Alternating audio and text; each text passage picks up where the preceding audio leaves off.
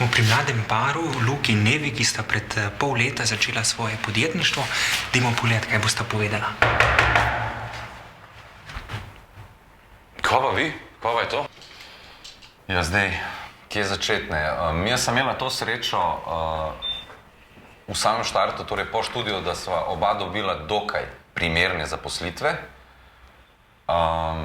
Ampak to recimo ni dolg trajal, ne? Če se ne motim. Jaz sem delala kot pripravnica, pa mi je pripravništvo poteklo in me delodajalec valjda ni hotel redno zaposliti, kar je še kar normalno dandanes. Luka je pa nekako prerastel te svoje okvire službe in pozicije, ki jo je imel prej.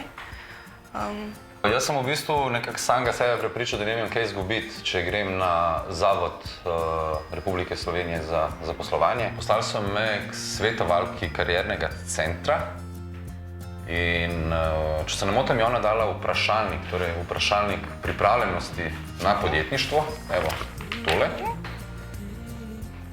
Mislim, da več kot pol leta imava družinsko podjetje, sicer zaenkrat malo podjetje.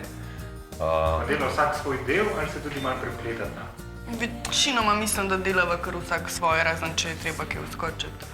Dobro, ko Neva recimo zaspi ali pa kaj pozabi, tudi jaz kaj opravim namesto nje pa obratno, no, sej imamo vsak svoj dan ali pa neko obdobje, tako da. No, pa zapovedati še, da pričakujeva dojenčka, ne? Tudi to, ja. Spleti svojo kariero tudi ti. Zavod Republike Slovenije za zaposlovanje.